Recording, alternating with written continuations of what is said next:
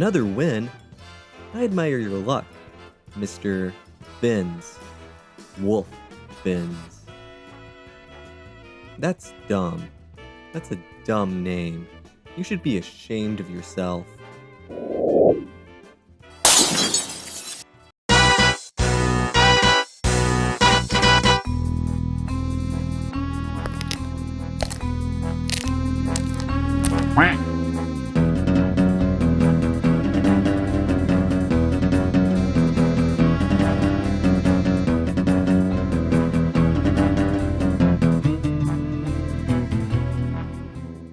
James Bond 007, a series that was once as iconic in the realm of video games as it was in the cinemas. To be fair, a lot of that was just because of GoldenEye on the Nintendo 64, but with a new 007 game releasing, I thought it would be fitting to look at one of Bond's often forgotten video game adventures. As we all know, I am a big James Bond fan, and we previously made a case for why 007 Nightfire might be the best game in the series.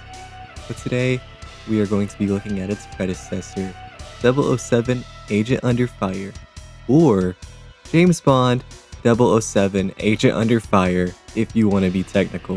Wow. Now there's a mouthful. Agent Under Fire started development as a next-generation adaptation of The World Is Not Enough, before ultimately becoming its own original story. Honestly, I'm glad. I know that the movie has its fans, but I'm not one of them. That being said, the plot here doesn't fare any better. We've got a conspiracy with world leaders being kidnapped and replaced by identical clones. It feels more at home in a parody of James Bond than an actual Bond story. I mean, yeah, Diamonds Are Forever kind of did that, but that movie was basically spoofing Bond anyway. Right idea, Mr. Bond. But wrong pussy. But hey, this is a video game. It gets some leeway. Nobody is expecting From Russia with Love level storytelling. Heck, even the From Russia with Love video game couldn't do that.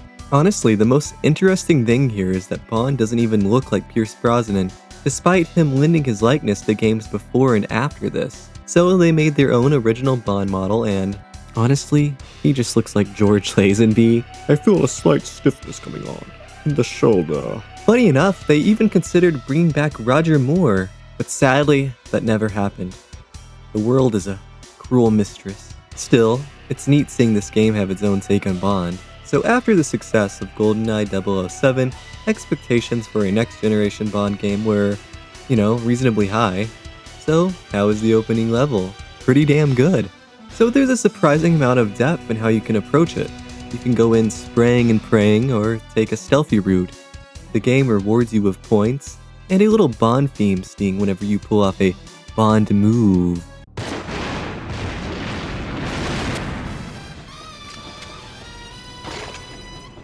These are optional objectives, and it's always a nice incentive, even if the game is way too generous with the soundbite.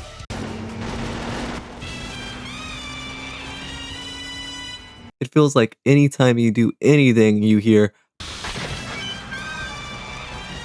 Careful, 007. Gunplay really is a mixed bag.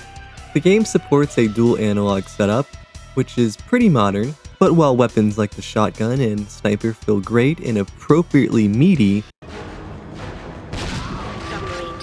automatic weapons are lacking. The bullet spread is wild, and it really makes them feel floaty. That said, the early levels are pretty generous with ammo, so it's not a huge issue yet. After the opening level, you get an on-rail shooting mission. I don't have much to say other than, this is great. James, we're surrounded.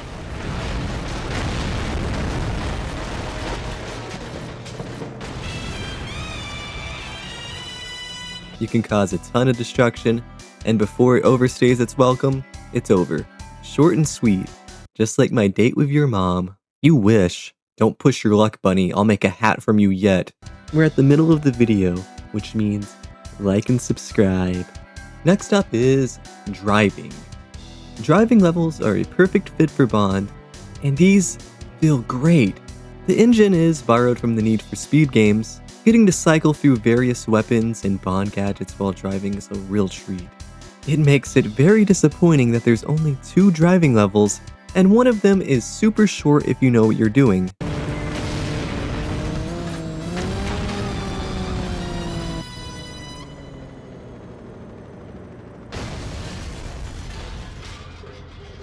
My favorite levels are the British Embassy missions. The first time, it's a stealth mission. You sneak around using tranq darts in your fist. Later, you return during a hostage situation. Everything's exploding, terrorists everywhere. It's a great contrast.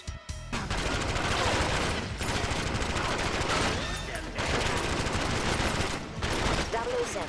We've checked the embassy blueprints. They refer to an escape route. And this level also has the best boss fight in the game. I love that Agent Under Fire keeps the tradition of defeating villains in ridiculous ways.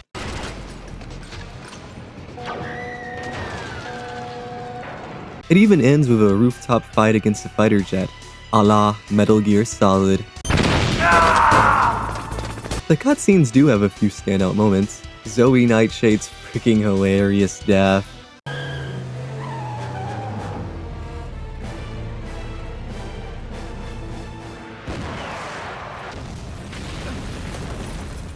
The weirdly creepy reveal of the first clone.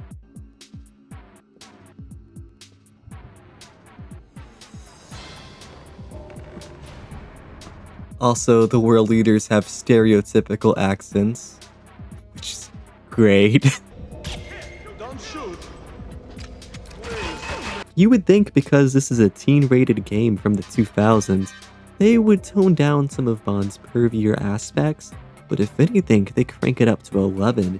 Honestly, we haven't seen Bond be this creepy since the 1970s. You have Bond spying on women in the showers, twice, and you have this horrible line. I can disarm it if you cut this chain. Under different circumstances, I'd think twice about this. I'm glad that he gets catfished by Q. Ah yes, the latest in holographic technology. Oh, did I say Q? I meant to say R. Now the oil rig level. This is where things start to fall apart. The difficulty spike hits hard.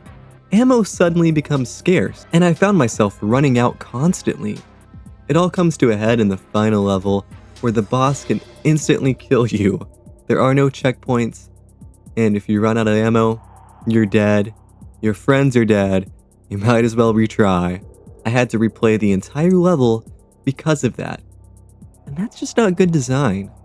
Heck, I even ran out of ammo on an on-rails mission. How does that happen? The cloning plot also feels like a cheap excuse to reuse the same boss characters. That wouldn't be so bad if the villains were memorable, but they're not. The main guy just looks like Steve Jobs with a goofy-ass forced Dr. Evil laugh. The last third of the game just feels really rushed. It clearly got the least development time, and that's because the game just ends. No cutscene, no one-liner, not even a close-up of Bond. The villains die in a blink and you miss it explosion in the background, and then boom, cut to credits.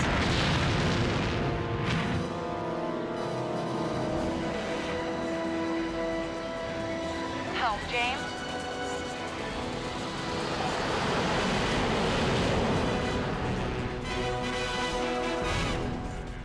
That's it. Yeah, I know I just spoiled it, but come on. Who really cares about Agent Under Fire on PlayStation 2's story? Obviously you care. You just spent 5 minutes ranting about it. Sir, I'm gonna have to ask you to leave. Why? Because I just shot that twink? No, because you don't have any money. You've been betting with chocolate coins. Oh yeah.